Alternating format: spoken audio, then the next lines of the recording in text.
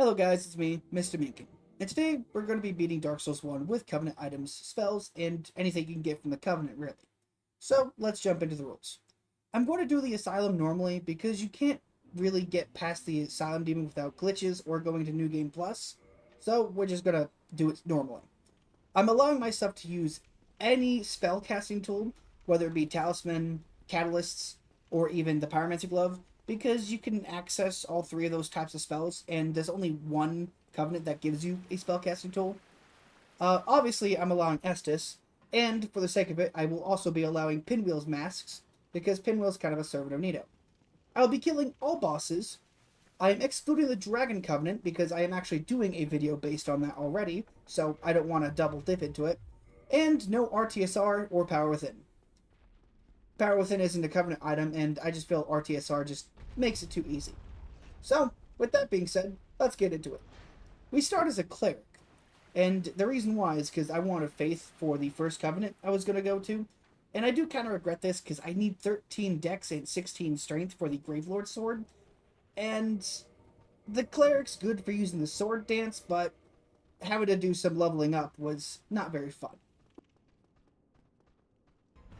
We go ahead and beat the Asylum Demon with ease, get to Firelink and level up our dexterity to level 11, and we go down to the Catacombs to collect the Eye of Death, sleep in the coffin, of course, because it's not like DS2, and we join the Covenant to get the Gravelord Sword and the Gravelord Miracle Gravelord Sword Dance. We go to the Taurus Demon and find out that we do not have the stats to use the weapon yet, and the Miracle doesn't do enough damage with both casts you have available. So, we stop this one. We level up our stats to the requirements of the weapon, and now we do a lot more damage. At least against the enemies. Let's test the Taurus Demon, shall we?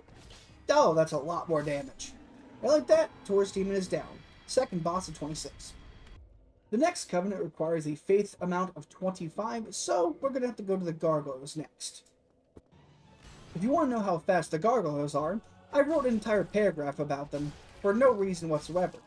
And as you're seeing, the paragraph I wrote is too long, because the first one's already dead and I'm not even halfway through the paragraph. So, we're going to cut to the chase. I try to use the Covenant, this miracle on them, but he dodges out of the way in the last hit. Just watch this. He jukes me. Can you believe it? Like, what is that? Man, Allium Lois was not wrong. This spell kind of does not have a good hitbox. Regardless, that's both Gargoyles down, and that's the bell rung. Moving on. Unfortunately, the souls from the Gargoyles did not give us enough to actually get to 25 faith, so I went through attunement and faith alone and left it at 21. I decided I wanted to be able to use more Estus Flask, so I'm just going to go ahead and go to Pinwheel now, and of course, it's Pinwheel. It doesn't take too long. And of course, like usual, what mask did I get? If you guessed Mask of the Child, you were correct. That's going to help a lot, because this sword takes a lot of stamina out of me. The souls we got from Pinwheel allowed us to actually get into the Covenant, so we join the Covenant, and we get, from the Sun Bros, the Lightning Spear. Now, of course, like Mean King does, I grab this key, and then I never use it. I'm not kidding you, I always forget to grab the Rusted Iron Ring. And I'm sure by the fact I grabbed the ring, you could understand I was immediately going to go back to the Asylum to kill the Stray Demon. But first, let's go ahead and send a shocking reminder of these hollows that they are nothing. And also be very scared of them because they do way too much damage. Talk about a chunky health bar. I used all 10 casts of Lightning Spear in both of the Gravelord Sword Dance, and he still wasn't dead. I had to resort to using the actual sword. That's insane. I didn't know he had that much health. But hey, free Titanite Slab. That is so useless for me right now. We grabbed the doll, we level up our health a little bit, thought about leveling attunement, but it would take too much to actually do so. And then, we head back to Firelink. I said we head back to Firelink. Back in Firelink, something actually quite funny happens, so I knock Lothric off the edge. And then, when I do the quit out method, as I'm loading back in, I get the loading screen for the FAP ring. I didn't choose the Master Key as my starting gift because I wanted to give myself more of a challenge, and I only regret it during this specific run because they put me in the corner. They started jumping me, man. I was getting molested just straight left and right, man. Somebody send HR down. The second try goes a lot better as I start spearing him down after killing the dogs, and I want to get a nice jump attack in, so I just jumped. I don't know how I hit him though. It's a weird hitbox, I guess. Dark Souls 2? We save Laurentius for a nice purpose later on. Further into the depths, we go and fight the Great Gaping Dragon. Of course, the mage is a nuisance. But that's fine. A couple of slices here, nice dices here. Put them over some rice and we have some nice sushi. It tastes like crap though. Don't recommend it. For some reason, this blow dart guy keeps on toxicking me while I'm at the bonfire. So I decided to move down to a different bonfire. I decided I wanted to kill Quaylai with the lightning spear. Here's how it went.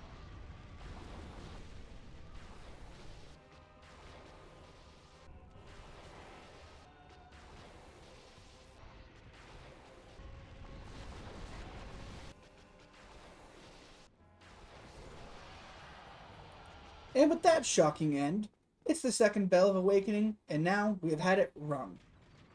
That's 2, which opens up Sen's Fortress. You can't do a Covenant-only run and not join the Chaos Covenant. Like, come on. The Pyromancy Glove is free. And you get the Chaos Fireball. It's a cool spell. I like using it. I don't use Chaos Storm this entire run because I find it cheap and I really didn't want to do a one-shot simulator. So I just decided to skim that rule in. So you won't see it. Anyways, next up is Ceaseless Discharge.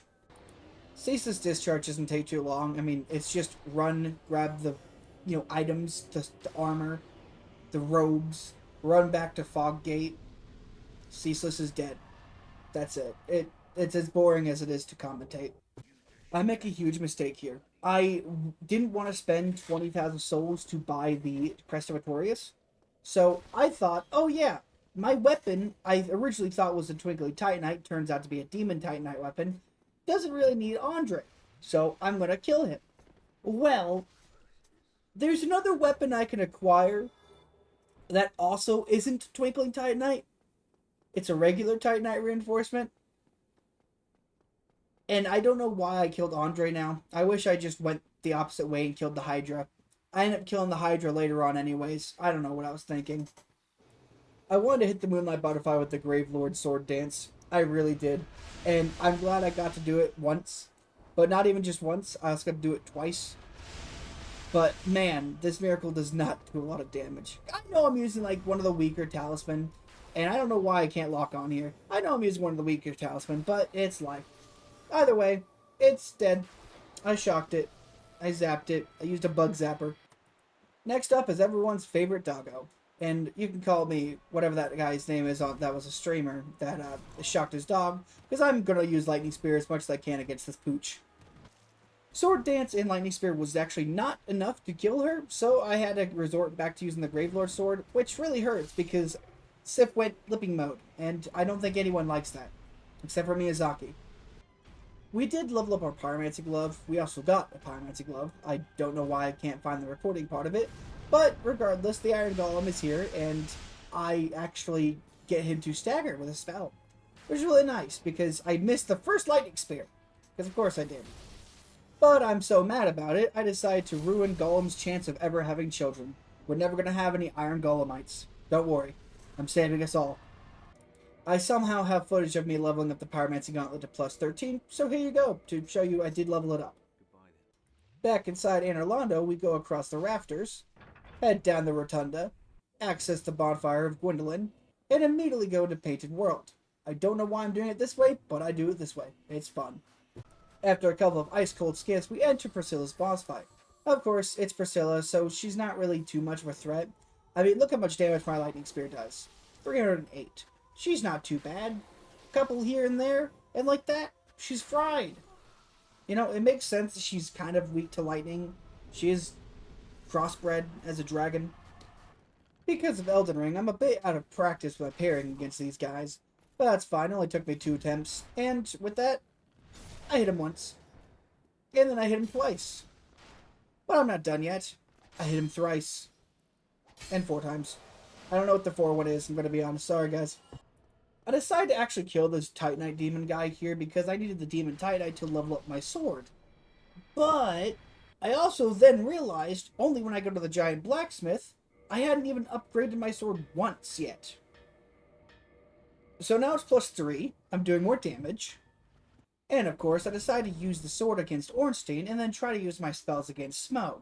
Well, Ornstein goes down quite easy with the sword, but unfortunately, Fat Boy has a little bit too much health, and also his hammer likes to block some of the spells, so I resort to having to use the sword, even after I want to try to split it up. Unfortunate. But hey, that's a victory. You're not real! After acquiring the Lord Vessel, we head back down to Darkmoon Tomb, enter Gwendolyn's boss fight, and almost die by taking a full volley barrage of his arrows when I'm finishing him off. Take that how you will. Into New Lana Ruins, we show Ingward our favorite weapon. He doesn't seem to like it, he kind of just pretends to be dead. I don't know why. Anyways, we open the gate to the seal, spin this nice wheel, and go down to the abyss, where the 4 kings we shall deal with. I died quite a few times to the 4 kings because I'm a little bit out of practice using spells inside of Dark Souls 1. They're a lot slower than using the spell inside of Elden Ring. As I mentioned, I've been playing Elden Ring a lot, so kind of in the it's a little bit too slow, a little bit too fast mode. So with all that being said, eventually I get all the kings dead and I get to see what I wanted to see. And we finally join the 3rd, or I guess 4th, and final covenant of this video. Now, this is the Darkwraiths covenant. There's a reason why I saved my humanity for this covenant. That's because he doesn't give you just the red eye orb. He gives you the entire Darkwraith armor, and if you saw it, the Dark Sword. The Dark Sword is a regular Titanite reinforced weapon that I can't level up past 5 because I don't have Andre alive. I can make it magic or chaos or something else, but I can't level it up to 15. And that becomes a big downside later on. Now, after placing the Lord Vessel through Cave and joining the Darkwraiths Covenant, it's time to kill the Hydra. And of course, because I can kill the Hydra, that means I can kill the Golden Golem. Hi Dusk, how you doing? And because the Lord Vessel is placed, that means the Golden Fog Gates are gone. Which means I can go to the Duke's Archive and kill this regular blue golem to get the pendant. It's broken though, unfortunately. While we're here, why don't we visit Seath? Why did he stab me with crystals, man? I just want to talk. He threw me in jail over the allegations that I was pretty cool and epic, I'm gonna be honest. And he's right. Guilty as charged. Because we're cool and epic, we break out of jail, rotate this stair, rotate this stair, and we open the secret exit, and now we're at the bonfire. I can't let Seath slide with, putting me in jail and all. So, of course, this overgrown lizard is going to get a nice shocking reveal and a nice poke. Honestly, I kind of expected Seath to put up more of a fight. I don't know why, but I was rooting for him. I didn't think all my lightning spears would be enough to kill him. But apparently, 2 casts of Fireball and Lightning Spear just enough. That's the 2nd Lord Soul down. DLC time! Yippee! The Sanctuary Gardening wasn't too bad. I mean, I got the Tail Chop, and honestly, the Gravelord Sword did a lot more damage than I thought it would do. Bouncing back to Demon Ruins, the Demon Fire Sage thought he had some jokes, as he decided to not only hit me once, but twice, and then, of course, I had to get hit with the Triple Whacker and got killed. Because why wouldn't it happen like that? The second attempt went a lot better. I ended up having to switch back to the sword, but that's fine. Because in the end, the Demon Fire Sage, it got cooked. It was about this time I started using the Gravelord Sword as my main damage dealer and kind of used the spells as a secondary. And you could see a lot with the Demon Centipede as I pretty much only used the sword. So, Demon Centipede, I chopped it up into little pieces. You already know what I'm going to do for Bed of Chaos. We go to the right side, bonk. We go to the left side, bonk. We get swiped into the abyss, into the middle. We get into the middle, and we head down to the bug. And we show the bug that I am just like Gwyn. On to the next Lord Soul, Nito, the Grave Lord. I just had to make sure to stay alive as his skeletons did their business. Since Nita would take care of the skeletons himself, I decided not to use my usual double ring, fog, and whatever just to keep myself alive. I decided just to actually fight him with his skeletons and no divine either. But in the end, Nito goes down, and so does his skeletons. I'll be honest with you, I started goofing around in the Artorias fight because I know his moveset so well. I mean, I still got slammed a couple times, but regardless, I just kept moving around. Here's 30 seconds of me just goofing around.